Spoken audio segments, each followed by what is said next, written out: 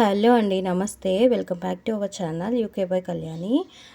నేను voice over అనేది morning పూట ఇస్తున్నానండి. కొంచెం వాయిస్ అనేది పొద్దున్నే కదా కొంచెం ఒకలా ఉంటుందన్నమాట. సో, మీరు చూసారు కదా, నేను వడియాలైతే పెట్టుకున్నాను. అది కూడా రాత్రి మిగిలిపోయిన అన్నంతో అనమాట. సో, అదెలా చేస్తాను ఏంటనేది వీడియో లాస్ట్ వరకు చూడండి. అండ్ అలాగే మంచిగా వచ్చినాయా లేదా ఫ్లాప్ అయిందా అనేది కూడా నేను వీడియో లాస్ట్లో చెప్తాను.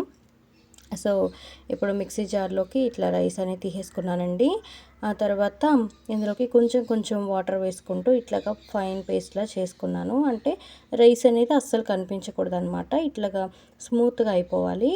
అండ్ నెక్స్ట్ ఇంకొక రౌండ్ కూడా నేను వేసుకుంటున్నాను. వేసుకొని మొత్తం ఇట్లా పేస్ట్ అల్లే చేసేసుకోవాలన్నమాట క్లీన్గా. ఈ రైస్ మాత్రం అసలు కనిపించకూడదు. సో, చూసారు కదా, ఇట్లాగా ఒక బౌల్లోకి నేను వేసేసుకున్నానండి. అండ్ తర్వాత వచ్చేసి ఇట్లా వాటర్ వేసుకున్నాను. మెజర్మెంట్ ఏమీ నాకు అంత తెలియదు. అంటే ఒక పక్క పచ్చిమిర్చి కూడా దంచుకుంటున్నాను. ఇది వచ్చేసి పల్చగా ఉండాలని చెప్పేసి నేను దాన్ని బట్టి వాటర్ అయితే వేసుకున్నానండి. తర్వాత కొంచెం మసిలిన తర్వాత వాటరు ఇట్లా నేను ఏదైతే పేస్ట్ రెడీ చేసుకున్నానో అదంతా కూడా వేసేసుకొని ఉండలు లేకుండా కలుపుకుంటున్నాను. మీరు కూడా ఉండలు లేకుండా ఇట్లా కలుపుతూ ఉండాలండి. మనకు వడియాలు మంచిగా రావాలంటే ఇదే ప్రాసెస్ అండి. ఈ ప్రాసెస్ అనేది మనం కరెక్ట్గా చేస్తే కన్ఫామ్గా మనకి వడియాలు అనేవి బాగా వస్తాయి అన్నమాట. పిండి అనేది మంచిగా ఉడకాలి.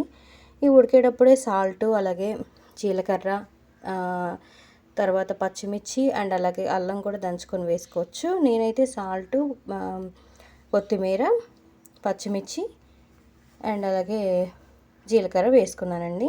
తర్వాత ఇలా వడియాలు అయితే పెట్టేసుకున్నాను. పెట్టాను కానండి, ఫ్లాప్ అయిందా లేదా, అటర్ ఫ్లాప్ అయిందా ఏంటనేది చెప్తాను. సో, వడియాలు అయితే ఇలా వచ్చినాయండి. కాకపోతే నాకు అంత పెట్టడం తెలియలేదు. ఇట్లా మందంగా వేసుకుంటే మంచిగా వచ్చినాయండి. పలుచగా వేసుకుంటాం వల్ల కొంచెం విరిగిపోయినాయి అన్నమాట చాలా మటుకి. కానీ మందంగా వేసుకుంటే బాగానే వస్తాయండి కన్ఫామ్గా. మీరు వేసుకునే విధానం బట్టి వడియాలు అనేవి వస్తాయి అన్నమాట. వీడియో నచ్చితే తప్పకుండా లైక్ చేయండి.